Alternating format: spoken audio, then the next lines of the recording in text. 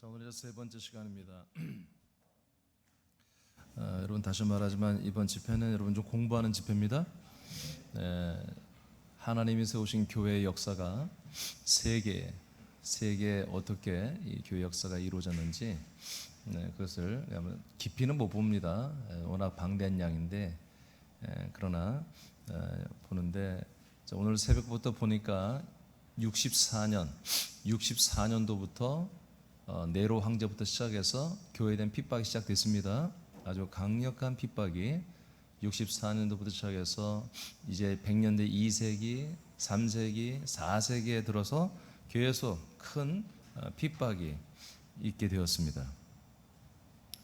자, 이제 오늘은 네 번째 7페이지 봅니다. 이제 로마 서방교회가 이제 시작이 됩니다. 로마가 국교화되어서 기독교가 로마의 국교가 되어서 로마 국가와 기독교가 플러스가 된 그런 새로운 이제 국면이 들어가는 거죠. 자, 그래서 4번 로마 서방 국교의 말씀으로 다 같이 밑에 한번 읽어보시죠. 자, 시작. 교회들은 계속되는 핍박 가운데 세워져 가고 있었다. 이때 교회에 비극적인 사건이 일어난다. 1번 밀라노 칙령이죠. 자, 이것이 교회로 볼 때는 비극적인 소식이 아니죠. 교회 핍박을 안 하겠다라고 하는 거니까, 교회 핍박을 이제 중지하겠다는 거니까 기쁜 소식인데, 진짜 교회 입장에서 보면은 이게 사실 비극이었어요. 이 핍박이 끝나면서부터 교회는 타락하기 시작했거든요. 그래서 소로마의 황제 콘스탄틴은 그리스도교를 정상적인 종교로 인정하고 핍박하는 것을 금하는 밀라노 칙령을 선포합니다. 이후에 로마 서방교회는 대부흥이 시작되죠. 그러니까 이제 많은 이런 저게 이제 그리스도의 복음의 눈으로 우리는 보죠. 저는 그냥 아무 생각 없이 보는 목사님들은 이 콘스탄틴의 이 회심을 굉장히 설교에서 많이 얘기합니다. 이게 정말 하나님의 역사라고. 그래서 교회를 핍박했던 로마가 회개하고 콘스탄틴 황제를 하나님이 내려보내줘 가지고 핍박이 멈추고 교회가 어마어마한 부흥이 일어났다 하고, 대부분의 목사님 10명 중 한 7명 정도는 콘스탄틴이 정말 하나님의 정말 천사들처럼 하나님 보낸 사자처럼 교회를 구출한, 교회 핍박을 막아낸 위대한 인물로 이렇게 자꾸 묘사를 하는데 전혀 그렇지 않습니다. 그건 교회가 뭔지를 모르는 목사들이 그렇게 하는 거예요. 자, 2번 좀 자세히 들어가겠습니다. 서방 교회. 자, 이제 이것을 좀 보면은 이제 오늘부터 두 개로 나눌 거예요. 로마 쪽에 이제 교회가 많이 형성되어 있는데 그곳을 서로마 교회라 하고, 그러니까 서유럽 이탈리아 쪽 그쪽을 서로마라고 부르고, 그 다음에 이 터키 쪽, 터키를 중심으로 한 그 동유럽이나 북유럽 쪽은 한마디로 동로마다 이렇게 말할 거예요. 두 개가 나라가 나뉘어져요. 그래서 동쪽을 콘스탄틴이 지배하고 다스렸는데, 동쪽에 한마디로 이제 콘스탄틴이 먼저 이 핍박을 멈춘 거죠. 동쪽에. 그러면서 이제 이런 시간들 속에서 어떤 기이한 일이 일어나기 시작하냐면, 하나님이 세우신 교회, 그리고 하나님의 예수님의 사도들을 세워서 모든 말씀과 진리의 복음을 다 선포해놨죠. 그럼 손댈 게 있어요, 없어요? 손대면 안 되잖아요.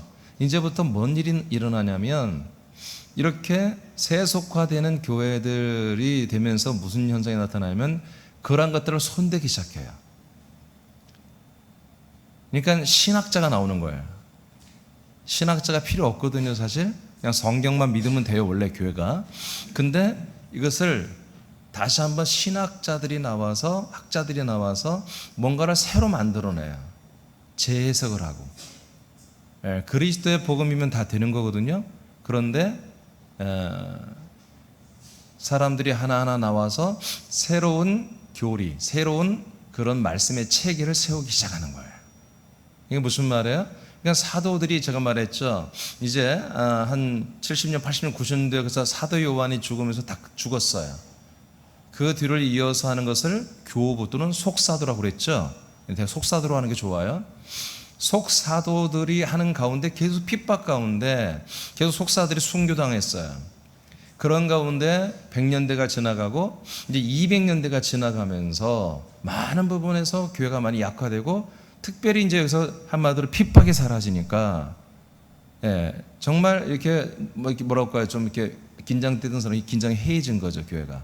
그러면서 거기에서 이 성경과 그다음에 이 사도들을 통해서 내려왔던 복음과 이 교회의 모든 이 말씀들을 학문적으로 신학적으로 뭔가 정리하는 사람들이 나왔는데, 그런 사람들이 순수하게 성경을 연구하면서 기도하면서 뭔가를 적어내는 그런 게 아니라, 이제 로마라고 하는 거대한 나라의 지원을 받는 하나의 동사무소 같이 된 거예요. 동사무소처럼. 하나의 공기관처럼 되는 거예요.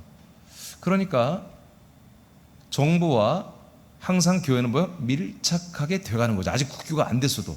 313년에 핍박 금지령이 내리고 380년에 국교가 됐거든요. 그러니까 거의 67년 동안에 그 분위기가 계속 무르익어서 굉장히 화친했다고요, 로마와 교회가. 그러면 생각을 해보세요. 로마와 교회가 화친하려면 뭔가 로마도 잘해주지만 교회도 맞춰줘야 되잖아요. 이해되십니까? 근데 로마는 우상을 믿고 다신교고 그 황제 숭배를 강요하고 우상을 황제를 우상으로 숭배하는 것을 계속 강요하는 그런 나라란 말이에요. 제국이란 말이에요. 이런 나라와 함께 있으면서 이 그리스도교가 한마디로 화친을 하고 계속 지원을 받고 계속 부흥하고 성장한단 말이에요. 그러니까 오늘날 개신교도 그렇잖아요. 그리스도의 복음이 없는데 교회가 부흥되잖아요. 그리스도의 복음이 아닌데 다른 교리를 전하는데 사람들이 몰려오고 수천 명이 모이는 교회, 수만 명이 모이는 교회가 되고 있잖아요. 이 시대에 그런 일이 일어나는 거예요. 그리스도의 복음은 점점 사라지고 이제 로마와 상당히 많은 부분에 절충한 어떤 그런 것들을 소통하는 교회로서 어마어마한 부흥이 시작됐어요. 거기에는 제가 좀 전에 말했죠. 로마 정부의 후원이 있었고, 또 교회는 로마 정부와 여러 가지로 밀접하게 관계가 되어서 그들의 요구를 어느 정도 들어주는 이런 서로 보완하는 그런 단계에 있었다. 그래서 점점점 67년이라는 시간을 거쳐서 이제 로마 380년에 로마의 국교로 이제 선포가 되는 거예요. 그 중에 이제 서방교회 신학과 사상을 보겠어요. 암브로스라고 하는 사람이 있어요. 암브로스. 그러니까 제가 이제 굉장히 중요한 말을 했어요. 이 암브로스 같은 사람들이 순수하게 성경을 보면서 와, 이런 진리가 있구나, 저처럼 그렇게 발견하는 게 아니라 시대 정황, 상황에 따라서 우리가 이러한 것을 믿어야 된다, 이러한 것을 우리가 이제 믿어야 된다 하고, 상황과 환경과 한마디로 정치와 로마와의 모든 관계를 다 봤을 때 이제 우리 기독교는 이렇게 돼야 돼라고 하는 그런 것들을 새로운 신학, 새로운 논리들을 펴나가는 그런 학자들이 나오기 시작한 거예요. 그 이제 대표적인 사람이 1번 타자가 암브로스라고 하는 사람이에요. 암브로스는 주교입니다. 373년에는 밀라노의 감독직을 맡기도 해요. 그러니까 성경에도 감독직이 나오죠. 감독은 뭐예요? 목사들 중에서도 좀 더 많은 목사들을 관리하는 그런 이제 감독직이거든요. 그는 교회가 국가 위에 있음을 주장한다. 자, 교회가 어디 위에 있어요? 국가 위에 있어야 된다라고 하는 신학적인, 성경적 신학적인 그런 논리를 신학 체계를 잡아가는 거예요. 근데 이게 맞아요, 틀려요? 교회가 국가 위에 있다, 맞아요, 틀려요? 응? 묻는 거예요, 여러분. 마스크 써서 대답해봐. 교회가 국가 위에 있는 것이다라고 이제 암브로스가 그런 것들을 신학적으로 정리했는데 맞아요, 틀려요? 맞지요. 맞는 거 하는 거예요. 왜? 성경이 있잖아요. 그렇죠? 교회는 모든 만물 위에 있습니다. 그러니까 정부 위에 있는 게 맞죠. 맞아요. 끝내 암브로스는 황제죠. 콘스탄틴 황제는 이제 죽었고 그 다음에 이제 황제를 세례를 받게 합니다. 세례 이때는 이미 벌써 이제 국교는 아니지만 거의 로마와 하나가 되는 이제 그런 사실은 타락한 교회가 되어가는 거죠. 황제를 세례받게 합니다. 그래서 이런 구조를 만들고 여하튼 황제가 교회에 와서 무릎 탁 꿇고 세례를 받잖아요. 침례를 받잖아요. 그러니까 야 봐라, 황제라고 할지라도 한 국가의 제국 세계 열강을 지배하는 나라의 반쪽 동로마의 황제도 이렇게 교회 와서 무릎 꿇고 세례 받지 않냐 하면서 모든 국가와 민족은 다 교회 아래 있음을 한마디로 천명을 했어요. 그래서 천주교 체제를 확립을 하는 거예요. 이제 이 암브로스가 최초로 이제 이런 걸 정립해 나가. 근데 잘 들으세요. 이 사람이 이렇게 하나하나 해가는 게 정말 성경을 보고 성령으로 인도받아서 하는 게 아니라고. 모든가 어떤 계획을 가지고 하는 거야. 계속 뭔가 교회가 어떤 역할을 해줘야 돼 로마에게. 그런 것들을 주문받고 돈도 무지하게 받았을 거야. 아마 이런 연구 논문 하나 내놓으면 아마 우리나라 쪽으로 지금 들어오면 몇 억씩 받았을 거야, 연구비를. 자, 그는 국가교회를 유지하기 위해 이단들과 논쟁. 이단은 누구예요? 이단이 이게 정통이에요. 여기서 말하는 이단. 암브로스가 보기에 이단이 누구예요? 사실 그게 그리스도인들이거든요. 이제 여기서 이제 날리는 거예요. 그래서 제가 여기는 안 써놨습니다만은 200년대 중반부터 동쪽에 있는 이 로마 기독교와 서쪽에 있는 기독교, 그러니까 두 개로 나눠져 로마가. 그러니까 거기에 속한 이 기독교들의 이제 노선이 좀 달라져요. 그래서 서로 사이가 안 좋아지고 서로 왜냐하면 이제 나중에 알지만 서로마에서 교황을 세워버리거든.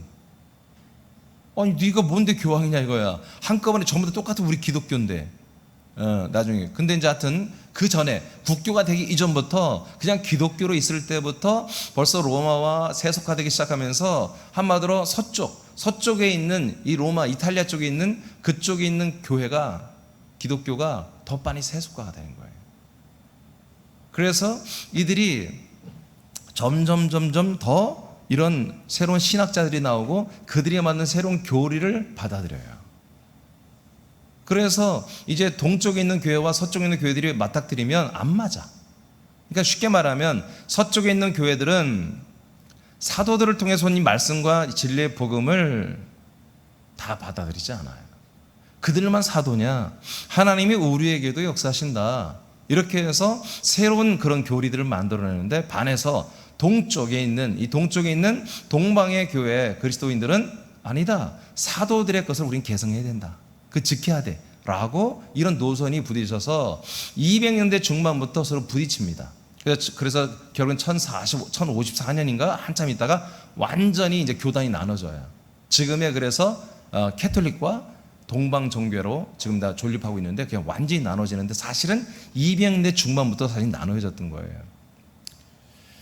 자, 그런 가운데 373년에 살았던 이 암브로스라는 사람이 아주 뭔가를 어마어마한 그런 새로운 신학을 이들이 만들어요. 그러니까 암브로스나 이제 나오는 이제 어거스틴 이런 사람들은 천주교에 있어서 이 캐톨릭에 있어서는 최고의 신학가들이에요.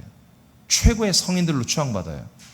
그런데 놀랍게도 개신교에서도 어거스틴, 여러분 들어봤나요? 아우구스티누스. 어거스틴은 굉장히 영성가로 책도 막 읽고 막 어거스틴은 되게 좋아해요. 개신교에도. 이제 여러분 제가 하나 알려드리면 이해가 될 거예요. 자, 그는 국가교회를 유지하기 위해서 자 이제부터 중요합니다. 이단들과 논쟁하고 싸우는 방법을 가르치고 성경을 영적으로 비유로 푸는 방법들을 만들어냅니다. 그러니까 말씀은 말씀으로 여러분 변증하면 되잖아요. 근데 아니에요. 영적으로 비유로 이렇게. 그래서 이 사람이 만들어낸 게 뭐냐면 마리아는 원죄가 없다라는 주장을 암브로스가 최초로 이제 주장하기 시작합니다. 왜냐하면 어떤 지금 체제를 만들어야 한단 말이에요. 로마가 원하는 어떤 교회 체제를 만들어내기 때문에 첫 번째 카드로 갖고 나오는 게 뭐냐면 마리아예요. 마리아. 예수를 약화시켜야 되기 때문에 마리아를 강화시키는 거예요. 그래서 마리아는 죄가 없는 존재다. 그리고 마리아 숭배 사상에 그래서 기초를 신학적으로 만들어준 사람이에요. 그리고 또 어떤 것을 만드냐 수호 성인을 만들었어요. 그러니까 한마디로 믿음이 좋은 사람들 죽었잖아요. 선배들이. 그 사람들은 죽어 있어도 그들의 영혼과 우리는 함께 할 수 있다. 사실은 귀신들인데 그 영혼들과 우리가 함께하면 그들이 우리를 도와준다. 그래서 우리의 죄가 경감된다. 하나님 앞에 우리가 죄가 경감된다. 이게 전부 다 이상한 이제 시작되는 거예요. 그래서 사람마다 수호 성인이 있다고 성경에도 없는 것을 가르치기 시작합니다. 그가 쓴 책이 이제 여러분 하나님의 도시라는 책이 있습니다. 암브로스 같은 이 책 굉장히 유명한 책이고 정말 천주교에서는 이게 거의 뭐 어마어마하게 팔린 책이고 개신교 목사들도 이 책은 다 읽어보는 책이에요. 하나님의 도시, 하나님의 도시. 그러니까 이 세상보다 이 세상을 초월적으로 보는 게 아니라 하나님의 도시라는 어떤 그런 개념으로 이 책을 썼는데 이게 뭐냐? 이 책에서 이제 만드는 게 뭐냐면 교회가 국가를 지배한다고 하는 이론을 정립해 준 책이에요. 교회가 뭘 지배한다?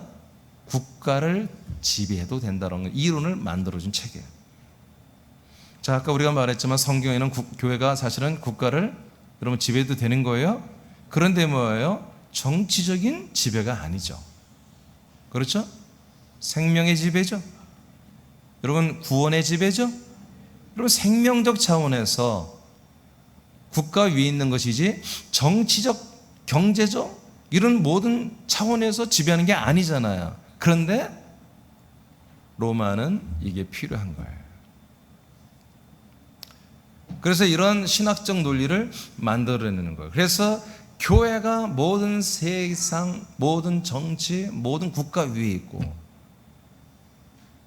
그 교회의 대표자가 교황이며 그 교황은 국가 교회 수장이라는 거예요. 그러니까 모든 그 영광, 모든 권력이 어디로 가요? 그 나라, 국가교회 그 나라 황제와 그 교회의 교황이 나눠 갖게 되는 거예요. 그래서 둘이서 한마디로 잘 버무리면 전 세계를 한마디로 재정일치의 국가로 정말 어마어마한 권력으로 모든 사람을 짐승 다루듯이 조지 오웰, 제가 1984년에 조지 오웰에 쓴 동물농장의 책을 읽었어요. 얇아요, 책도 이만한 책이에요. 그래서 그때 그거 읽으면서 무슨 이런 세상을 만들 수 있을까? 뭐 그렇지, 우리나라 조선시대도 노예제도 있었으니까 다 가능하겠다. 84년도에 제가 그 책을 읽었었거든요. 근데 그런 것들을 이미 이때부터 다 계획을 한 거예요. 근데 이게 처음이냐? 아니라니까요. 창세기에 나오잖아요. 담무스, 그 바벨탑을 만들어서 전 세계를 우리가 다스리고 우리끼리 헤어지지 말고 살자라고 하는 그런 결의, 거기서부터 사실 이게 다 창세기부터 출발되는 것이거든요. 그래서 이후에 교황이 황제를 누르는 중세기가 오지요. 그래서 교황들이 황제를 책봉하고 세우는. 그런데 황제들이 바보입니까? 그것을 또 적절히 이용하면서 교황을 통해서 자기들의 권력을 잡는 거예요. 이해되십니까? 무슨 말인지? 그러니까 모든 정치에는 뭐 이제는 교회를 빼놓으면 정치가 안 되는 거야. 그래서 여러분 제가 얘기했죠. 놀랍게도 로마란 나라가 64년도부터 300년대까지 313년까지 기독교인들을 핍박하고 죽이는 건 이해가 된다 이거야. 근데 교회라고 하는 로마 교회가 자기들과 다른 교리를 안 믿는다고 사람들을 잡아다 죽이는 이 일을 고대 근동, 고대 교회, 로마 교회에서도 하고 중세 교회에서 지금으로 몇백 년 전에도 이 짓을 했다 이거예요. 5천만 명의 사람을 죽인다 이거예요. 이런 것들이 어떻게 가능하냐 말이에요. 이거 어떻게 가능하냐 말이에요. 미친 짓이지. 근데 그들은 뭐예요? 그게 의롭다고 생각한다고. 왜 그래요? 교회가 세상을 다스리는 거예요. 세상의 모든 국가를 다스리는 그런 위치에 있는 그런 자기들의 교회로 자기들은 그런 이상주의가 되어버린 거예요. 그러니까 교회는 뭐다? 이 거룩한 진리, 하나님의 대리자, 그리스도의 대리자인 교황이 한마디로 정한 이 교리를 안 믿어? 그건 뭐야? 하나님을 대적하는 자야. 그래서 하나님의 이름으로, 하나님의 정의로, 한번 진리로 그를 심판하고 죽인다 이거예요. 그런 어떤 그걸 뭐라고 하죠? 정당성이 있는 거예요, 그들에게. 1차, 2차 대전도 여기에 무관하지 않습니다. 여러분 이제 저와 함께 여행을 하다 보면은 깜짝 놀랄 거예요, 여러분. 자, 두 번째, 이제 암브로스의 것들을 좀 더 이제 이어받아서 더 신학적으로 거의 대부분이 완성한 자가 아우구스티누스예요. 천주교에서는 이 아우구스틴을 정말 완전한 최고의 성인으로 그렇게 여기고, 모든 신부들, 모든 사제들의 한마디로 스승으로 이렇게 여기는 존재가 어거스틴이라는 사람입니다. 근데 아까도 말했지만 개신교 목사들 대부분이 어거스틴은 정말 위대한 신학자, 그래서 지금 어거스틴이 만들어 놓은 모든 신학적 체제를 지금 개신교가 그대로 따라가고 있습니다. 천주교에서는 버렸어요. 나중에는 천주교에서는 어거스틴의 이론을 지들이 받아들일 것만 받아들이고 어떤 신학적 것들을 많이 버렸어요. 근데 놀랍게 그 버린 쓰레기를 개신교들이 다 가져와서 지금 개신교에서 어거스틴이 말하는 그런 은총론, 은혜론을 믿고 있습니다. 자, 이제 설명해 드릴게요. 어거스틴은 354년에 태어나서 430년에 죽은 사람이에요. 지금은 알제리에서 태어나 이탈리아에서 활동하고 아프리카 히포에서 주교 생활을 했습니다. 다 이게 천주교 사제들이었어요. 그런 신학적 이론을 세울 때 시대적인 상황을 적용하여 만듭니다. 이거부터 틀려먹은 거예요.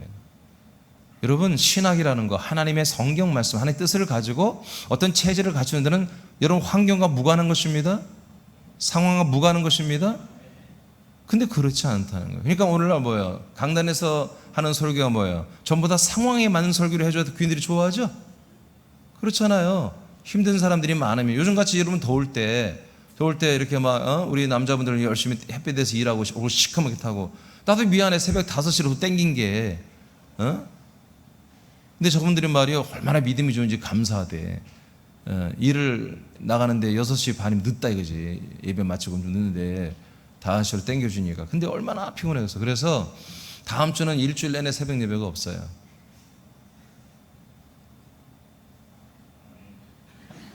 아니, 할까? 하자면 하고. 다음 주에 일주일 내내 여러분 금식입니다. 진짜예요. 농담 진짜예요. 다음 주는 여러분, 그러니까 뭐 힘들어도 이번 주 내내 그냥 말씀 많이 여러분 이 집회 때 토요일까지 다 참여하시기 바랍니다. 다음 주 그냥 일주일 내내 그냥 허리가 휘도록 주무세요. 체력 보충 좀 하세요. 더우니까. 수요일 예배는 드릴 겁니다. 수요일 예배를 제가 인도할 거예요. 시대적인 상황, 텍스트라는 성경을 가지고 컨텍스트 상황을 고려해서 성경을 해석하는 자체가 이게 잘못된 거예요. 여러분, 성경 말씀이 천지를 만든 거 믿지요? 이 말씀이 천지를 운영하고 경영하는 거 믿습니까?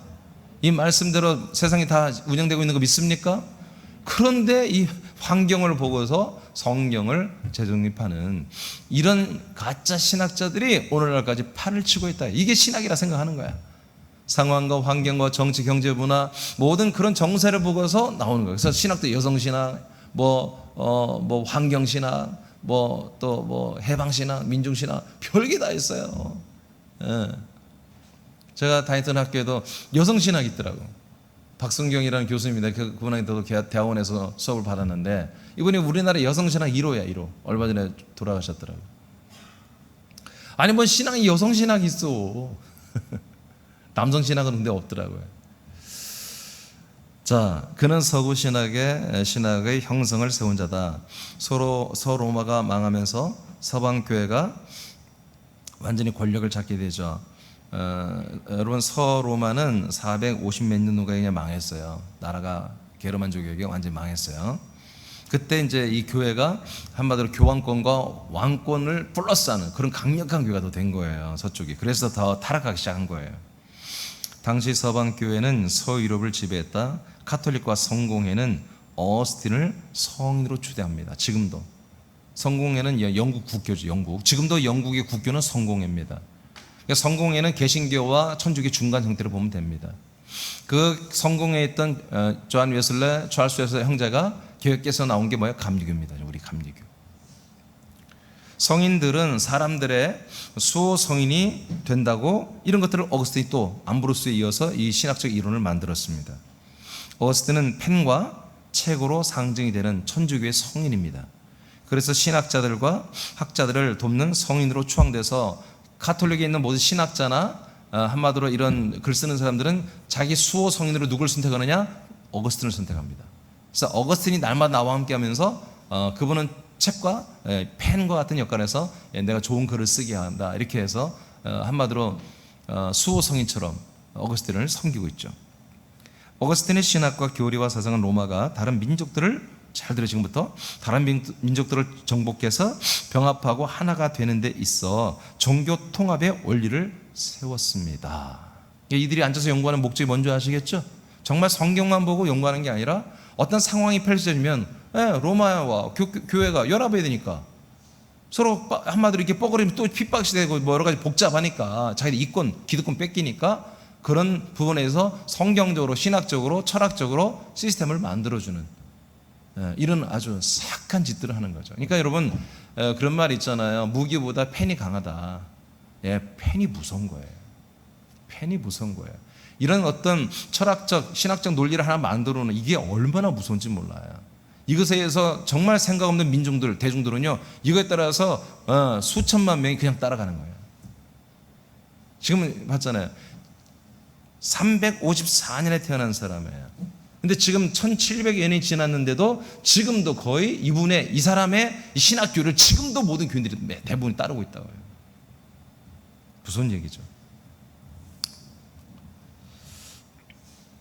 370년경에 카르타고에 가서 수사학을 배운다. 370년이니까 354년생이니까 몇 살 안 되는 거예요. 17일 때. 이때 이 사람은 예수님을 안 믿었어요. 이때 그는 철학에 심취한다. 이때 마니교도로 10년을 지낸다. 마니교, 이만희를 믿는 게 아니에요. 이만희 또 그때 있던 게 아니에요. 그냥 원래 이름이 마니교예요. 그런 종교가 있었어요. 마니교는 3세기의 예언자 마니가 만들었어요. 마니는 아담, 아브라함, 부처, 예수, 조라스터교라는 게 있어요. 알죠? 여러분 역사책 옛날에 사회석에 나왔죠. 조라스터교로 이어져 오는 마지막 계승자가 자신 마니다. 그래서 마니교라고 합니다. 그러니까 이 세상의 구원자, 메시아가 누구다? 바로 마지막 메시아가 내가 마니다. 이것을 영적으로 영지주와 믹싱해가지고 만드는 게 이 마니교예요.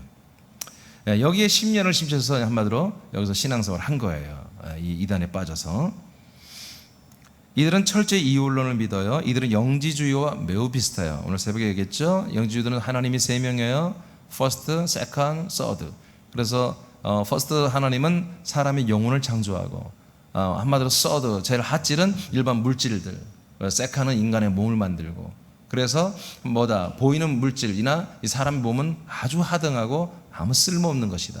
오직 우리 영혼만이 가장 값진 거다. 그래서 가장 이제 이 땅에서 가장 어떻게 보면 최고의 사람이 누구냐? 바로 이 하나님의 이 어떤 그 영지 하나님의 창조자의 이데아 영원한 완전 세계에 연합해서 영적으로 깨달은 자, 각한 자, 완전 깨달은 자가 한마디로 그게 가장 수준이 높은 영적인 존재가 바로 구원받은 자다. 그러니까 깨달음이 그들은 구원이에요. 깨달음이. 그 깨달음은 예수 그리스도 없어요. 그 안에 그리스도교가 아닙니다. 완전히 다른 종교입니다. 어떤 이상세계, 이데아라고 하는 유토피아, 이상세계와 자기 영혼이 접속해서 뭔가 그런 어떤 텔레파시나 어떤 그런 영적 카타르시스를 느끼며 하는 이런 아주 신비주의 종교죠. 이것이 이제 우리 기독교에 엄청나게 들어와서 교회를 다 베렸죠. 마니교가 이제 그런 성향의 것들이에요. 이들은 하나님이 사람이 될 수 없다고 봅니다. 하나님이 사람이 될 수 없다. 왜? 그렇게 위대한 영혼의 하나님, 영의 하나님이 어떻게 천하대 천박한 인간의 몸이 될 수 있느냐. 그러니까 예수님이 인간의 몸은 그거는 아무 중요하지 않다. 그냥 그래서 다 비유풀이 영적으로 해석을 해버립니다. 부활도 영적으로, 승천도 영적으로다. 그렇게 해서 완전히 예수님의 이 전 과정, 우리는 이 과정이 중요하죠. 이것을 완전히 와해시켜버리는 그런 기능을 합니다. 진천지나 지금 우리나라 이단 사비들은 다 대부분이 영지주의예요. 이것을 따르고 있어요. 이들은 하나님이 사람이 될 수 없다고 보고요. 그래서 신플라톤주의 신봉자가 바로 이 어거스틴이 되어 있었습니다. 자, 어거스틴의 신학 사상을 보겠습니다. 이제 지금부터 중요합니다. 자, 이 사람은 기본적으로 영지주의와 마니교에 심취했었기 때문에 이 사람보다 사람이라고 하는 것은 전적인 타락한 존재다. 여러분 이런 말 많이 설교 때 들어봤죠? 그래서 우리 인간은 전적인 타락한 존재입니다. 맞아요. 사람은 다 죄인이고 다 악하고 희망이 없는 것들이죠. 여러분 예전에 그런 설교 많이 듣지 않았어요? 이 어거스틴이 만들어낸 말입니다. 근데 여러분 다 까닥까닥 할 수밖에 없어요. 왜? 이게 또 틀린 말도 아니야. 이걸 믿고 살면 신간이 편해. 그냥 지옥은 가더라도 나중에.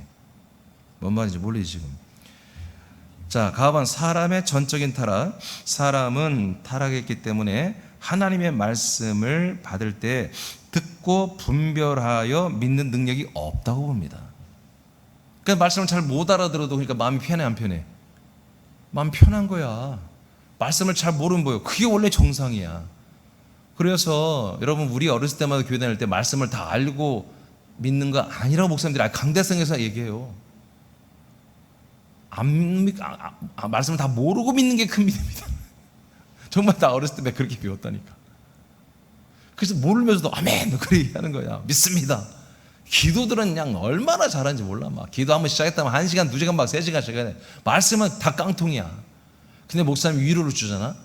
말씀은 알고 믿는 것보다 모르고 믿는 게 진짜 믿음입니다. 목사님들 말씀도 안 가르치니까. 말씀 배우는 시간이 별로 없었어요 사실은. 늘 집회적인 성회, 집회 이런 유지거나 아니면 그냥 고리타분한 그냥 생활 소견 하고 맨 그랬으니까. 사람이 구원을 받는 것은 하나님이 전적으로 믿도록 은혜를 베풀어 주어야 구원받을 수 있다고 주장합니다. 무지하게 많이 들어봤지 이런 말들. 네? 다시 옛날 여러분 추억을 생각하며 사람이 구원을 받는 것은 하나님이 전적으로 믿도록 은혜를 베풀어 주어야만 한다고 주장합니다. 즉 구원받도록 예정된 이들에게는 거부할 수 없는 은혜가 임한다고 보는 거예요. 그러니까 구원받는 사람들이 뭐예요? 거부할 수 없는 하나님의 은혜가 임했기 때문에 되는 거다. 그러면 안 믿는 애들은 거부할 수 있는 은혜가 임했기 때문에 되는 거다 이거예요. 구원에 예정된 자가 이게 한마디로 구원받기로 이게 예정론이 예정론 구원받기로 예정된 자가 믿지 않고 죽더라도 다시 살려서 믿도록 한다고 주장하고 있습니다. 어거스틴이. 근데 개신교에서 이제 이것은 뺐죠. 여기는 이제 연옥설이니까 연옥설. 천주교는 지금도 이거 연옥설이 있고요. 인간의 자유의지는 없다고 봅니다. 인간의 자유의지는 없다. 왜? 전적으로 타락한 자니까 인간이란 것은. 그래서 하나님의 전적인 은혜가 있어야 되는데 어떤 사람에게는 전적 은혜가로 구원받는다? 구원받기로 예정된 사람들에게만. 그 사람은 죽은 다음에도 연옥에서 다시 구원시킨다 이거지. 그러니까 한 번으로 구원받기로 작정되면 죽어도 구원받는다. 안 믿고 죽어도 구원받을 수 있다. 그러나 구원받지 못하러 작정된 자들은 절대로 안 된다. 왜? 인간은 자유의지가 없으니까. 지가 믿고 싶어하는 의지도 없다 이거예요. 없다. 여러분들 믿고 싶어요? 안 믿고 싶어요? 여러분들 믿고 싶어요? 안 믿고 싶어요? 예수 그리스도를 믿고 싶어요? 안 믿고 싶어요? 난 안 믿고 싶은데요. 주님의 전적인 은혜로 여기까지 왔습니다. 그런 분들 위험한 사람들이요. 여러분들 사모해야 돼요. 인간의 자유의지는 없다고 보는 거예요. 하나님이 예정한 대로 된다는 거예요. 즉 불가항력적인 은혜. 많이 들어봤죠? 불가항력적인 은혜로 우리는 구원받습니다. 그러니까 봐봐요. 자, 여기에 이제 이렇게 있는데, 예를 들어서 여기에 내가 이제 개인적으로 알려줬어요. 카톡으로. 집사님은 하나님이 구원하기로 작정한 예정된 분이에요. 저 당첨됐어요?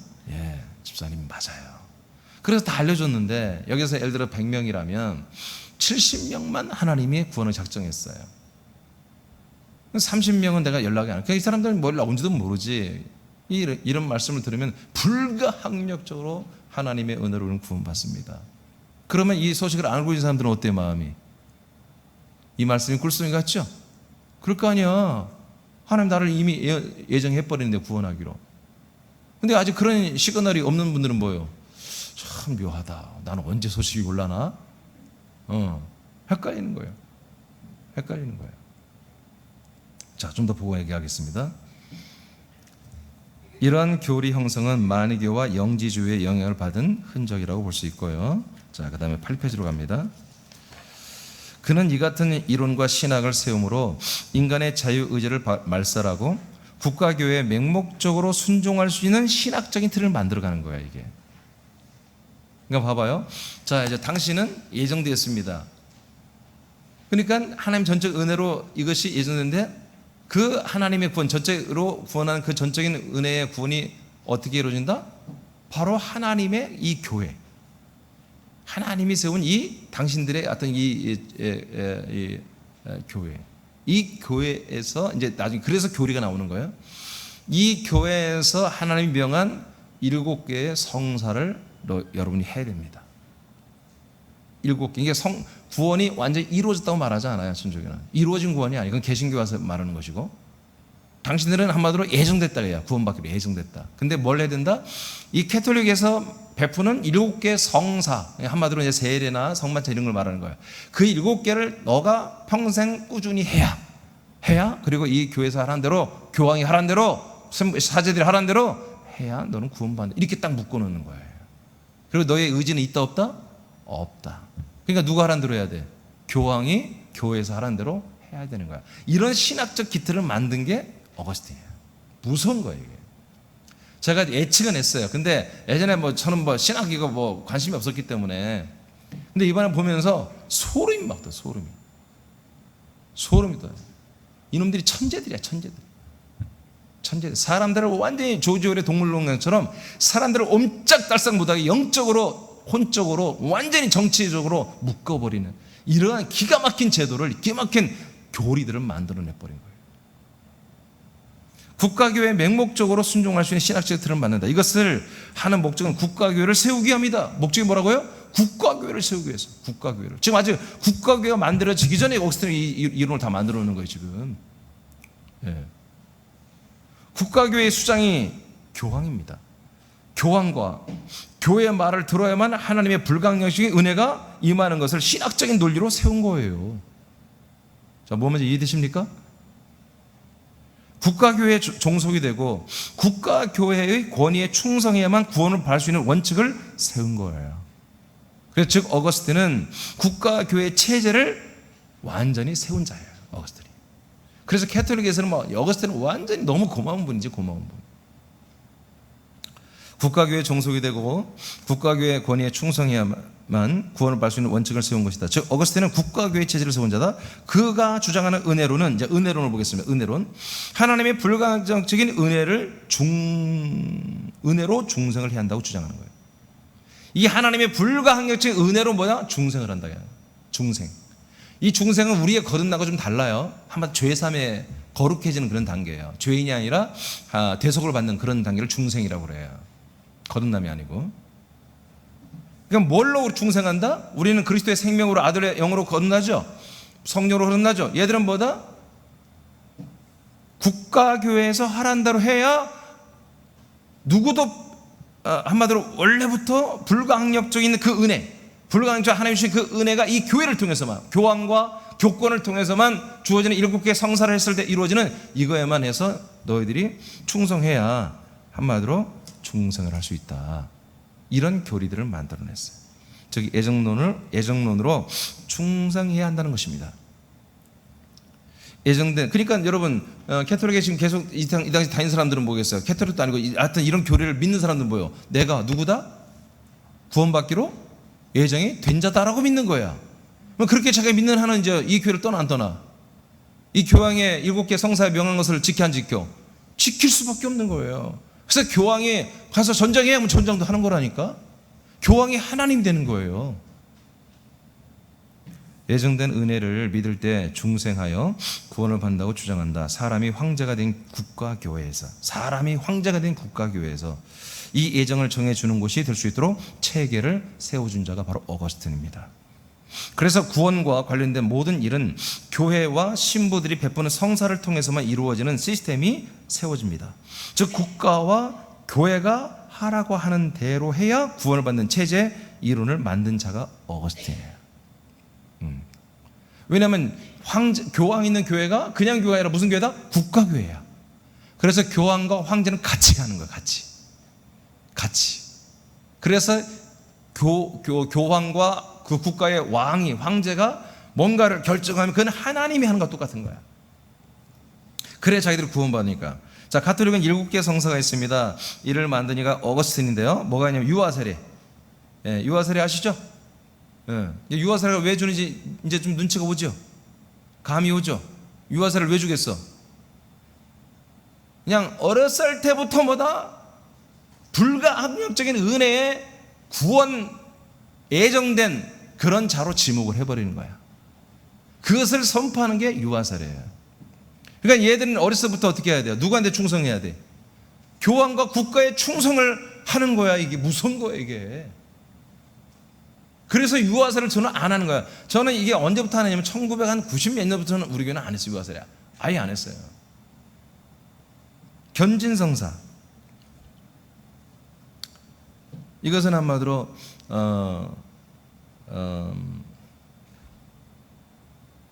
세례 받는 거 마찬가지. 그 다음에 고해성사는 아시죠?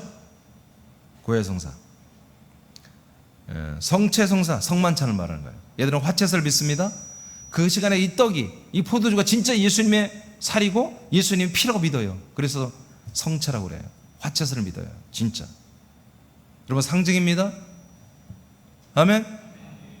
여러분, 말씀이 진짜 생명이에요. 말씀이 진짜 그분의 피고 그분의 살입니다. 신품성사, 이건 한마디로 이제 목사 안수나 이제 우리 개신교로 말하면 목사 안수를 받거나 뭐 이렇게 그런 걸 신품성사라고 그래요. 혼인성사, 결혼 때 하는 결혼의식, 천주교에서 교황이 정한 대로 해야 되는 거예요. 종부성사, 이거는 마치 죽을 때 시신에 뭐 5군데를 뭐 기름을 발라야 되고 이런 룰이 있어요. 그래서 마지막 죽는 것을 보냈을 때 그래야 뭐 아마 구원받는다, 이런 교리가 있어요. 이런 7가지의 이것들을 유아 세례부터 시작해서 어렸을 때부터 이걸 해야 되는 거예요. 그러니까 천주교는 뭐 말씀이 없어도 괜찮아. 교회 오면은 그냥 뭐든지 하여튼 뭐 기름 바르고 뭐 이런 성찬해야 되고 뭐 이런 거 하는 거예요. 경건의 모양으로. 이것만 해도 그들은 뭐요? 은혜야 그게. 아, 나는 구원받을 거야. 나는 구원받기로 작정된 자지. 이렇게 확신하고 돌아가는 거지. 이러한 교리는 구원받기로 예정된 사람들을 태어날 때부터 국가교회의 예속이 되게 하는 거죠. 이것이 유아 세례를 주는 목적입니다. 우리도 막 이렇게 만들어버릴까? 그럼 어렸을 때부터 막 꼼짝살짝 못할 텐데. 교회에 예속된 이들은 죽을 때까지 그리스도의 대리자로 세워진 교황과 국가 교회를 통해서만 하나님께 나아갈 수 있기에 교황과 교회의 지배를 받는 가운데 구원을 받게 된 교리가 완벽하게 세워졌습니다. 어거스틴에 의해서. 이들은 그리스도인들이 아닙니다. 교회도인들입니다. 교회도. 그들이 만든 교회가 그들은 한마디로 지들이 만든 교회가 한마디로 구원의 모든 것이 있는 것이죠. 그리스도인들이 아니라 교회도인들이다. 전혀 다른 교회를 만든 거예요. 이 세상에 예수님이 만들지 않은 이상한 교회를 아까 암브로스나 어거스틴이나 이런 못된 신학자들, 머리 피상한 이 녀석들과 함께 로마가 합작해서 이런 이상한 교회를 만들어낸 거예요. 이것을 만든 이가 어거스틴이다. 이는 자유주의 교회들을 핍박하고, 그러니까 자유주의 교회는 완전히 이단이야, 사입이야. 자유주의는 뭐예요? 우리 인간의 의지가 있다, 자유의지가 있다요. 그래서 우리가 믿을 권리도 있고 안 믿을 권리도 있고. 성경에 보세요. 아니 신명기 19장에 보세요. 신명기 보면 뭐 어떻게 나왔어요? 자, 2개의 길이 있다. 생명과 복, 사망과 저주 길이 있어. 니들 선택하라고 하잖아, 하나님이. 아멘? 선택을 하잖아. 근데 그렇지 않다는 거죠. 어거스틴은 거짓말 치는 거죠. 여러분은 자유의지가 있습니다. 여러분들이 지옥 갈 의지가 여러분에게 있습니다. 왜 아멘 안 해? 천국 갈 의지가 있습니다, 여러분에게. 아멘. 여러분들의 의지대로 하는 거예요. 여러분의 의지대로. 예. 아니 솔직히 아니 결과를 보라고. 결과를 보라고. 다 믿냐고. 예수 그리스도 믿는 처음부터 끝까지 다 믿는 사람이 있냐고요. 자유 의지를 따라 그냥 타락한 사람도 많잖아요. 그러면 하나님이 야 쟤는 뭐 속 편하지. 쟤는 구원받기로 예정된 분이 아니야. 이렇게 말하면 끝나버리지. 그런 얼마나 그 비열한 방법입니까? 이는 자유주의 교회들을 핍박하고 죽이는 가치관을, 교리를 세운 거예요. 교권을 세운 거예요. 자, 어거스틴의 교회론. 교회가 하늘의 도시. 아까 암브로스가 한 그 책을 이어받아서 교회는 뭐다? 하늘의 도시다. 즉 하나님의 나라의 도시다. 하나님 나라의 왕국으로 보는 것이에요. 자, 지금부터 굉장히 중요한 말들이지 않나요? 교회는 뭐다? 하나님 나라의 왕국이다. 교회만이 그래서 세상을 이기고 세상을 다스린다고 본다. 아까 말한 것처럼 우리는 생명 차원인데 얘들은 진짜 정치, 경제, 문화 모든 이 현상, 이 물질세계 체제를 말하는 것입니다. 그래서 여러분 지금 이미 계시록에 나왔죠. 짐승이 몇 개? 2개라고 그러잖아요. 하나는 물에서 나오는 짐승, 하나는 땅에서 올라오는 짐승. 하나는 뭐예요? 교황입니다. 하나는 세계 단일 정부의 한마디로 대통령, 수장. 이 두 개가 딱 지금 하나는 올라와 있어요. 이미 교황은 다 올라와 있잖아요. 얘들이 여러분 바티칸이랑 도시 국가를 만들어 전 세계 여러분 대사관을 파송하고 전 세계 대통령을 주물럭주물럭 하고 있잖아요. 진짜로 이때부터 했다니까 교황이. 지금도 하고 있다니까요. 왜? 교황과 더불어서 국가교회는 지금 뭐 하고 있다? 전 세계를 지배하는 국가교회가 돼야 돼. 그게 그들의 사명이에요. 사명. 근데 지금 아직 그걸 안 됐잖아요. 그걸 이루기 위해서 정치, 경제, 문화의 세상 짐승을 그들이 키우는 거야. 협력하는 거예요. 로마가 그리스도교와 연합해 가서 세계를 그 당시 세계를 지배했듯이 정치, 경제, 문화를 지배했듯이 종교로 이제 그런 일을 다시 또 시작하는 거예요. 그 작업을. 어마어마하게 지금 전 세계적으로 이 일이 이루어지고 있습니다. 키프리안의 가르침을 받아 사도들의 권위를 이어받았다고 주장합니다. 사도들의 모든 그 권한이 속사도들이 아니라 어거스틴 그리고 이 국가교회가 물려받았다. 이렇게 주장하기 시작합니다. 이제 그래서 누굴 끌으냐면 베드로를 끌어들입니다. 그래서 베드로를 일대 교황으로 지들의 마음대로 책봉을 합니다. 사도들의 모든 권한을 한마디로 적자로죠, 적자. 북한도 김일성 후손을 뭐라고 그러죠? 백두혈통? 백두혈통의 적자만 지금 한마디로 저렇게 우상숭배 받고 있잖아요. 그런 것처럼 그런 어떤 정당성을 마련하기 위해서 사도권을 여기다 끌어들입니다. 그러니까 어거스틴 머리가 보통 좋은 애가 아니에요. 그래서 완전히 모든 사람들이 이 국가교회 꼼짝달싹 못하도록 순종할 수밖에 없도록 이런 시스템을 만들어버리죠. 교회는 신정정치를 해야 한다고 주장합니다. 국가교회가 유일한 교회다. 그러니까 국가교회가 아니면 교회가 아니다. 우리는 뭐예요? 우리는 그리스도의 몸된 교회만이 교회라고 하죠. 우리하고 맞서는 거죠. 얘들은 국가교회가 우리는 아니다. 국가와 교회는 분리되어 있는 거예요. 분리되어야 되는 것입니다. 국가와 교회가 하나가 될 수 없어요. 아니 어떻게 그리스도의 몸과 국가가 하나야? 그러면 그냥 문재인 대통령이 그냥 예수 그리스도지. 이해되십니까? 절대로 재정 분리. 절대 분리돼야 되는 거예요. 두 번째 이제 교회론이 이거예요. 전 세계 에베소 1장 22, 23절에 교회 발 아래 전부 만물이 있잖아요. 지금 그것을 얘들은 정치 경제가 실제로 정보가 다스리는 걸로 본단 말이야. 그것을 이루는 게 얘들의 소망이에요. 구원론, 자유의지로 구원을 받을 수 없다고 봅니다. 그러니까 우리들이 구원받고 싶다고 막 기도하고 내가 믿고 싶어 열심히 막 공부하고 믿고 순종하고 그렇게 해서 구원받는 게 아니야. 하나님의 뭐요? 전적인 은혜로만 구원받는 거야. 애정대로만 구원받는 거야. 원죄가 자유의지를 그래서 원죄론이 나오는 거예요. 원죄가 사람들은 다 가지고 태어난다고 이놈들이 만들어낸 거야. 그러니까 원죄가 있기 때문에 우리는 하나님 앞에 자유의지를 할 능력도 없고 해서도 안 된다는 거지. 그러니까 제가 2004년에 이 그리스도의 이 생미 시작하면서 첫 번째 내가 선포한 게 뭐예요? 원죄를 파괴했어요. 원죄를 인정하면 창세 영원전부터 하나님의 그리스도 안에서 우리 영들을 이미 예정했잖아요. 택했잖아요. 하나님이 죄인이야? 죄의 영이야? 하나님이 악령이야? 말이 안 되잖아요. 창세전부터 영원전부터 그리스도 안에서 우리들을 다 이미 택하시고 하나님이 예정했는데 원죄가 맞다면 그때부터 하나님 뭐예요? 악령인 거지. 그래서 제가 2004년 바로 이 말씀 들으면서 바로 첫 번째가 선포된 게 원죄. 그 원죄를 파괴하는 것 때문에 한 20명이 나갔네. 진짜요. 원죄를 얼마나 좋아하는지 나 그때 깜짝 놀랐다니까. 원죄를 이렇게 좋아하는지. 그러니까 원죄가 있으면 뭐다? 우리 인간의 자유의지는 다 더럽다는 거야. 우리 자유의지는 다 악하다는 거야. 이게 누구한테서 나온 거다? 어거스틴이 만들어낸 거야. 이것이 1700년 가까이 모든 나라의 교회를 다 잠식하고 있었던 거예요. 목사들이 이 어거스틴의 신학을 배워가지고 전부 다 우리는 악합니다. 우리는 무족합니다. 우리는 더럽습니다. 우리는 무익합니다. 계속 있다 그런 거예요. 왜? 지가 그렇게 목사도 못나게 사니까 지가 신간이 편하니까. 책임감이 없거든 그렇게 하면은. 자, 굳이 그렇게 잘할 필요가 없잖아. 가끔 잘하면 은혜야. 못하는 것은 기본이고 조금 더 잘하면 은혜인 거지. 그래서 원죄가 자유의지를 멸절했기 때문에 자유의지로 믿을 수 없고 오직 구원을 받기로 예정된 이들에게 은혜를 주실 때만이 믿을 수 있다고 주장을 합니다. 이게 구원론이에요. 그래서 이들에게는 예정론과 원죄론은 동전의 앞과 뒤와 같다고 그렇게 주장합니다. 이해되시죠? 여러분 예정론 다 아시죠? 장로교 있다 오신 분들. 자, 진짜 예정론은 뭡니까? 따라합시다. 진짜 예정론은 에베소서 1장 5절 누구든지 예수 그리스도를 믿음으로 말미암아 하나님의 아들이 되는 것이다. 그게 예정이에요. 예정. 그 예정이에요. 자, 종말론. 예수님이 모든 인류를 부활시키기 전에 천년천국이 지상에 세워지는, 우리는 다 믿고 있죠? 알고 있죠? 이것은 전천년주의라고 그래요. 이거는 육신적이라고 평가하고 하등이라고 평가하는 거예요. 예.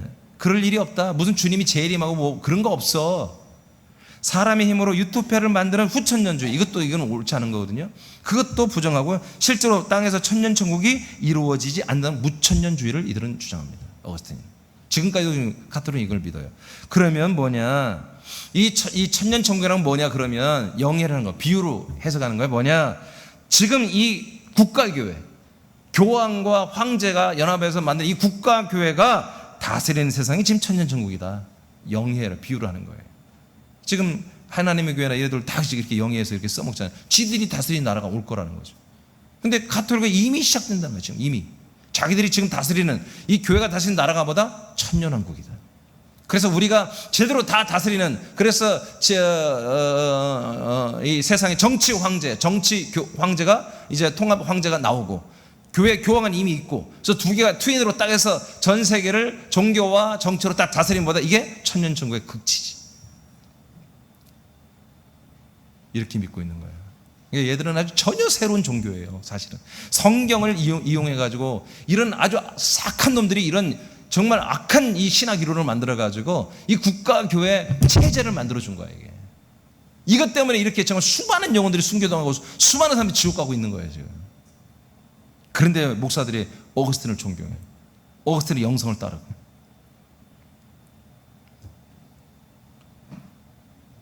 어거스틴의 연옥설, 구원받지 못하고 죽은 자들 중에 더러운 자는 연옥불에 의해 정화가 된다고 주장하고, 그래서 나중에 이들도 다 한마디로 살아있는 자 기도해주고 그러면 다 구원받을 수 있다고 연옥설을 주장한 게 또 어거스틴입니다. 그 다음에 무천년주의, 천년왕국은 없다. 아까 교회가 다스린 지금이 이제 천년이 나라가 올 거다 하고, 그 다음에 이스라엘 대제사, 이건 뭐 넘어가고 시간 없으니까 9페이지. 자, 인간의 자유의지를 박탈했습니다. 왜? 인간의 자유의지를 인정하면 어떤 일이 일어나? 맨날 데모하지, 교황권에.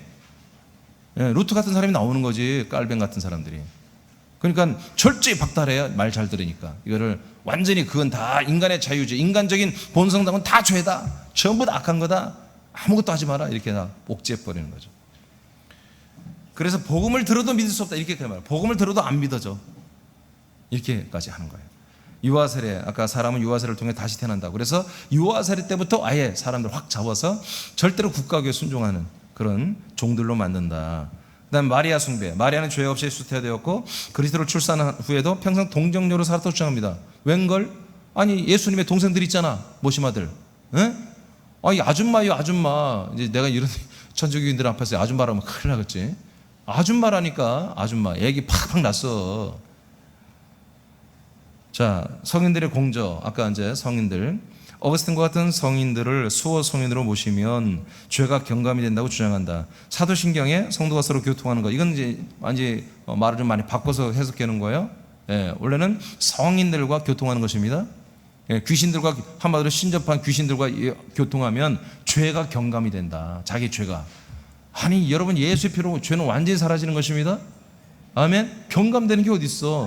이게 말도 안 되는 것을 이 교회에 완전히 옥죄고 교황과 황제 충성하게 만들고 이런 교리를 다 만들어 놓은 거예요. 자, 중생, 카톨릭 교회 귀의에서 그 시스템에 순응하고 복종하는 제도적인 의식을 통과할 때 중생을 한다고 본다. 이는 개신교의 중생과 완전히 다릅니다. 그리스도의 몸된 교회의 중생인 그리스도 안에서 하나님의 아들로 새로 태어난 중생은 이들은 꿈도 꾸지 못하죠. 이건 제가 다 쓴 거예요. 우리말들이, 우리말 파란 걸로 한다고 빼놨네요. 자, 고해성사. 고해성사도 이게 기가 막힌 거죠. 아주 머리 좋아해 애들. 자, 고해성사. 국가교회 사제들만이 죄의 고백을 받아 그들에게 죄 사함을 주는 중보자가 되는 거예요. 그러니까 죄가 있으면 안 되잖아요. 근데 뭐다? 이 국가교회 사제들만, 국가교회 그 중보기도를 받아준 팀들이 따로 있어요. 그들은 따로 이렇게 구분을 하거든요. 그러니까 국가교회 사제에게만 중보가 된다 거야. 일반 목사나 이거 안 되는 거야. 오직 이 국가교회, 동방정교회도 안 돼. 오직 국가교회 사제만이 사람들의 죄를 중보하여서 속량해 줄 수 있다, 사해 줄 수 있다. 이런 시스템을 만들어 놓은 거예요. 그러니까 죄를 지은 애들은 그냥 막 가는 거야. 가는 거예요. 그래서 제가 얘기잖아요. 가톨릭 그래서 마당이 깨끗하고 풀 한 폭이 없는 거예요. 제가 어제 남편하고 부부싸움을 했습니다.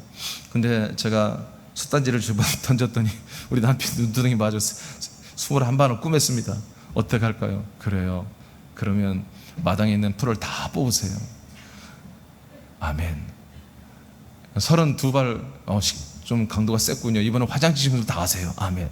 그래서 천주교는요, 그 고해성사는 꼭 거기에 대한 응당한 자기 노동을 해야 돼요. 그러니까 항상 천주교 주변이 깨끗해요. 우리도 막 그런 게 있었으면 좋겠어요. 예? 동산에 올라가 보세요. 풀을 다 뽑으세요. 그 다음에 가톨릭의 의인론. 가톨릭의 7 성사를 행할 때 의로 인정합니다.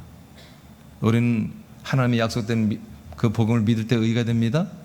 아들이 되어 의가 됩니다. 근데 얘들은 안 그래. 아까 7개 그 성사를 해야만이 의가 된다고 봐요. 오늘날 가톨릭의 모든 교리를 만든 이가 어거스틴이다. 그래서 가톨릭은 어거스틴을 성인이며 교회의 박사라고 이렇게 호칭을 하고 있습니다. 자, 어거스틴은 이제 신비주의는 하나님과 연합하는 것을 목적으로 하는 영성이에요. 영성. 신비라는 뜻은 뭐냐? 원래 신비라는 뜻은 숨긴다는 뜻입니다. 숨긴다. 잘 모른다는 거지. 그러니까 즉 신비는 진리에 접근하기 어렵다는 거예요. 근데 그 신비를 뚫고 우리는 들어가야 되는데 얘들은 신비에 머무르게 하는 거예요. 교인들을. 그러니까 신비주의를 쓰는 거예요. 그래서 신비주의를 쓰는 데마다 뭐예요? 의상이 화려해요. 교회 이런 어떤 인테리어가 화려하고 아주 도움으로 만들고 막 이상하게 이제 조명빨 막 쏘고 막 그런 거죠. 신비주의는. 여러분, 신비주의가 아닌 곳은 뭐예요? 그냥 우리는 팩트를 보는 거예요. 실제로 만나는 거예요. 그러니까 요 주변에 뭐 조명이 이런 거 필요 없어요. 그냥 화나면 돼요. 우리는 그냥. 근데 신비주의일수록 환하게 안 해요. 이렇게. 자, 노란색 이렇게 좀 약간 침침하게 이렇게 다 만들어놨죠.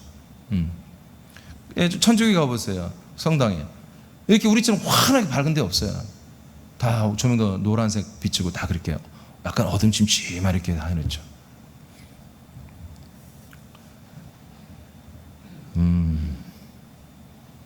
자, 예수 그리스도 중심. 이거는 굉장히 이거는 상당히 옳은 면도 있어요. 보세요. 자, 어거스틴의 신비주의는 예수 그리스도 중심이다. 삼위일체에 있어서 그리스도 중심이다. 괜찮죠?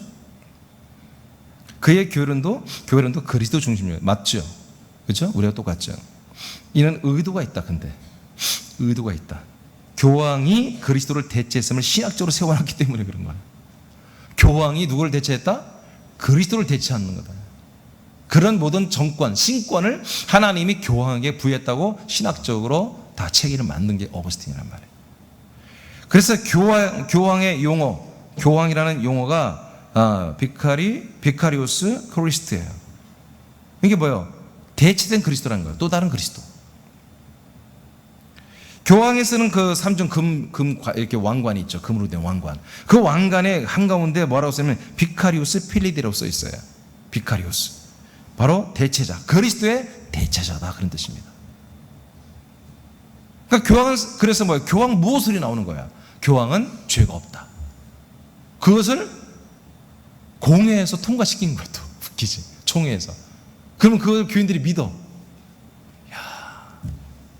이민진 목사는 죄가 없고 흠이 없는 존재다. 거의 그리스도와 같다라고 당회에서 통과시키면 새학교인들이 믿어. 여러분 그런 게 다니고 싶어요? 근데 천주는 그걸 믿는 거예요. 캐톨릭은. 그래서 비카리오스 필리데이라고 이렇게 실제로 그 교황의 왕관에 이렇게 호칭이 써 있어요. 1870년 7월 18일 제1차 바티칸 공회가 유명하거든요. 여기에서 이걸 결의했어요. 공포한 교황의 무호성. 교황은 죄가 없다, 무호하다, 흠이 없다. 자, 어떻게 기록이 되어 있냐면, 거기 한번 이제 누가 읽을까요? 이문영 목사님 한번 읽어봐요. 예. 이문영. 예.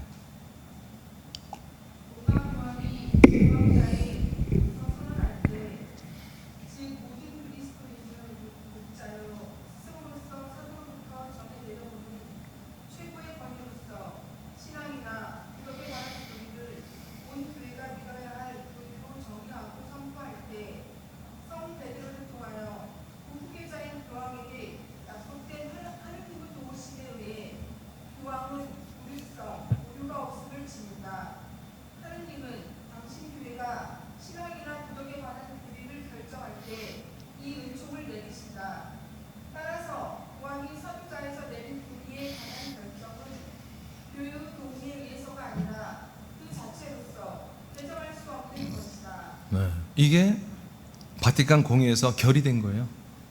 그 전문이에요. 여기 보는 뭐예요? 베드로 끌어들였죠? 사도권을 끌어들였죠?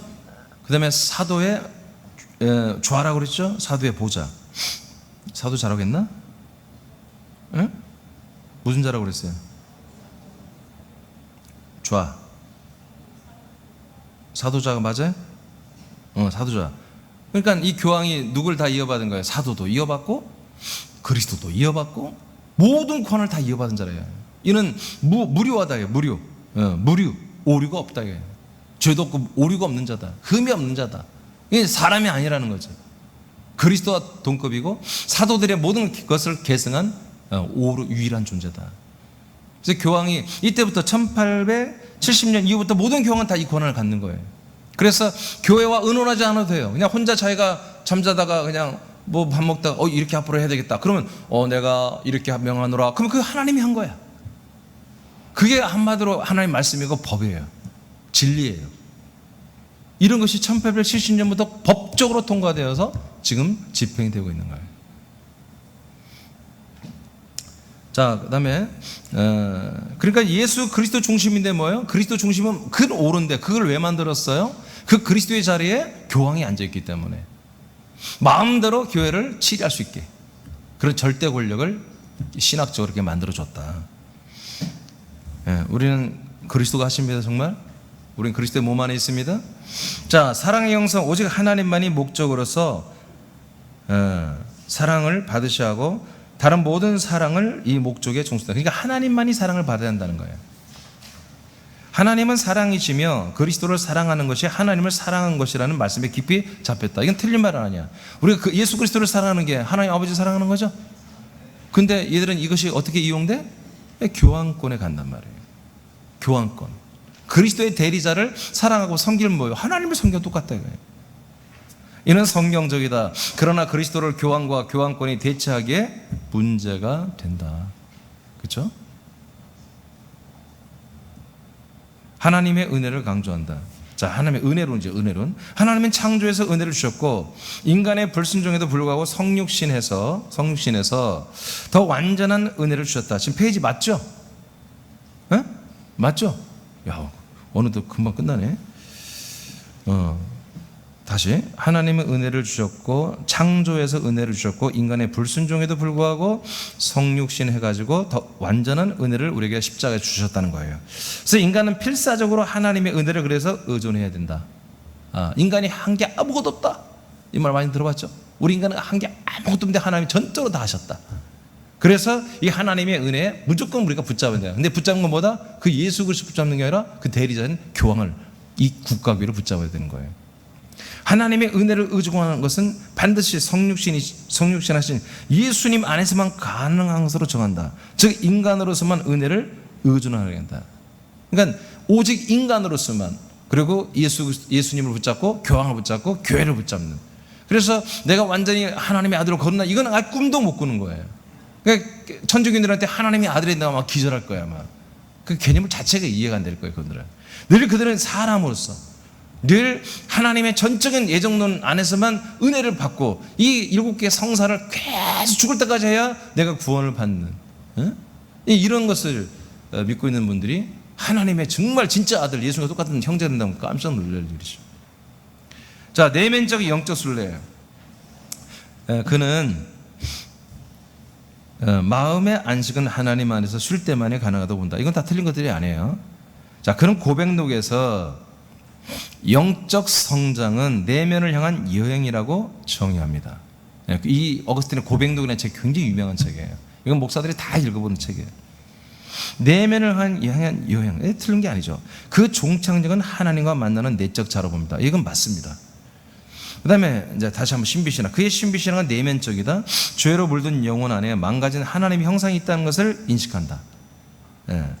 이것을 개혁하는 것은 오직 은혜로 가능하고 우리는 힘은 안 되니까 그리스도의 중보와 하나님 안에 참여함을 통해 일어난다. 로마 국교에서도 이 정도의 신학 운동은 일어났어요. 어거스틴도 이걸 했고 그 다음에 어떤 사람도 했어요. 훗날에는 로마 국가교회는 이를 허락하지 않습니다. 그러니까 어거스틴도 양심이 있었던지 이런 것들도 말을 한 거예요. 맞는 말도 한 거예요. 근데 로마 국교회가 이걸 받아들이면 어떻게 돼요? 교황 중심, 국가교회 중심이 자꾸 흔들리잖아요. 좀 막 약간 뻐그러지잖아요. 그러니까 이런 것들은 아예 싹 어거스틴이 말했을 때 이런 건 다 한마디로 못 지키게 한다. 가톨릭 신대에서 이런 건 안 하는, 못 가르치는 거죠. 이를 허락한다면 교황과 교황청이 하나님과 하나님 나라를 대신하는 짓을 그만둬야 하는 계기가 되기 때문이다. 훗날에 어거스틴이 이런 부분들을 카톨릭에서 사라지는데요. 이런 신학을 다시 세워보려고 했던 사람이 얀센이라는 사람이에요. 얀센도 유명한 신학자예요, 카톨릭에서. 근데 얀센이가 이 사람이 좀 양심이 있었던 것 같아요. 그래서 어거스틴이가 해놓은 것들 중에 정말 가장 뛰어난 이 하나님의 신비신학적인 그 은혜론, 정말 우리가 하나님 안에서 살고 그리스도와의 중보를 통해서 하나님과 한마디로 그 안에 거하는 이런 것들을 정말 이걸 남겨놓은 게 있거든요. 그래서 얀센이 이걸 붙잡은 거예요. 근데 얀센을 교권이 이단으로 정죄를, 회의를 열어서 이단으로 정죄를 하고요. 이런 신학은 이제 개신교, 가톨릭에서는 추방이 되고 루터 칼빈, 쯔빙글립 이런 사람들에 의해서 개신교로 넘어와요, 이게. 그래서 우리가 선행적 은총론, 절대적 은혜, 은총론이 우리에게 있고, 동시에 우리는 하나님의 그 그리스도를 통해서, 하나님의 예수님을 통해서 우리가 하나님 안에 거하고 하나님 안에서 모두 우리가 평안을 누리는 이런 신학, 이런 신앙의 형태가 개신교에 남아있는 거예요. 이것도 하나의 어거스틴의 잔재인데, 근데 문제는 뭐냐, 이러한 은혜도 은혜도 절대로 사람을 초월할 수 없게 묶어놓는 거예요. 이게 이 은혜론이에요. 은총론. 당시 이단으로 정죄된 펠라기우스, 그러니까 이 당시 로마 카톨릭에서 이단이란 건 뭐예요? 그게 여러분 진짜예요? 이단이라고 했던 펠라기우스가 무슨 말 하냐면, 인간은 자유의지를 가지고 있습니다. 그러므로 예수 그리스도를 자기 의지적으로 믿음으로 구원을 받는다고 주장합니다. 아니 내가 믿고 내가 믿는다고 고백하고 시인해야 구원을 받는 것이지. 성경에 다 그렇게 돼 있잖아요. 마음으로 믿고 그리스도의 말씀을 마음으로 믿고 입으로 시인하고 자기가 의지를 시인해야 구원받는다고 돼 있잖아요. 그래서 펠라기우스가 그런 걸 선포한 거예요. 아니 무슨 소리냐, 우리는 자유의지가 없다니, 우리는 그럼 믿음의 어떤 형태도 고백도 하지 말라는 거냐? 우리가 믿는다고 고백하고 시인하고 해야, 그래야 우리가 구원을 받는 거야 라고 이제 펠라기우스가 주장을 하기 시작합니다. 그러나 어거스틴은 여기에 반대 입장을 취했어요. 즉 사람은 지옥에 가기로 결정된 사람이 있고 천국에 가기로 결정된 사람이 있다고 예정론을 주장하는 거예요. 그러면 이렇게 예정론과 자유의지를 주장한 건 뭐예요? 완전히 반대인 거예요. 그러니까 지옥 가기로 결정된 사람이 아니다, 나는 믿으면 된다, 내가 열심히 믿겠다, 이렇게 하면 뭐겠어요? 하나님이 난처하잖아. 그러니까 이게 어거스틴이 이렇게 놓으면 안 되는 거예요. 왜? 이렇게 이것을 용납해요. 이 천주교에서, 캐톨릭에서 이러한 신학을 용납해버리면 어떤 일이 일어나요? 교황과 국가교회가 존립이 흔들리는 거예요. 힘이 없어지는 거야. 그러니까 교황과 국가가 어마어마한 비리를 저질러죠. 엄청나게 더러운 짓을 하죠. 그래도 꼼짝 못 하거든요. 왜? 자기들 구원이 달려있으니까. 한갈 힘이 없는 거예요. 한갈 힘이. 그런데 점점 뭐예요? 성경이 읽혀지면서, 그러니까 성경을 아예 못 읽겠어요. 이제 내일 새벽에도 보면 알겠지만, 성경을, 이 카톨릭에서는 성경 자체를 교인들이 못 읽게 하는 거야. 성경을 소지하거나 성경을 번역하면 다 죽여버리고 불태워 죽여버리는 거예요. 근데 이 사제들도 몰라 성경을. 맨 라틴어, 라틴어는 사용하는 언어가 아니에요. 그 라틴어로 성경을 읽고, 그 다음에 설교도 신부가, 설교내가 뭔 말인지도 몰라. 라틴어로 설교하거든. 그러니까 설교 언제 끝난지 몰라. 그냥 설교 끝나면 끝났구나. 이제 뭐 할렐루야 나겠지. 할렐루야 한번 하면 끝나겠지. 이런 웃지 못할 천국이 가톨릭에 있었던 거예요. 그러니까 성경이 저기서 읽혀지면서 이제 후대 루터 칼뱅 이때 성경이 읽혀졌단 말이야. 그러면서부터 뭐요? 성경을 보면서 아니 7개 성사해야 구원받는 게 아니라 믿어야 구원받는 거구나. 어떻게 내가 자유의지를 가지고, 내가 믿음을 가지고, 내가 이 하나님의 믿으라고 하는 이것을 내가 믿겠다고 의지를 가지고 믿어야, 시인해야 내가 구원을 받는 거구나. 거기에 하나님의 은혜가 있구나. 이것을 깨달은 게 루터예요. 그래서 종교개혁을 시작한 거예요. 목숨 걸고. 그래서 인간의 자유의지와 관계없이 결정된 숙명론을 믿고 어거스틴은 주장한다. 즉 숙명론, 애정론이죠.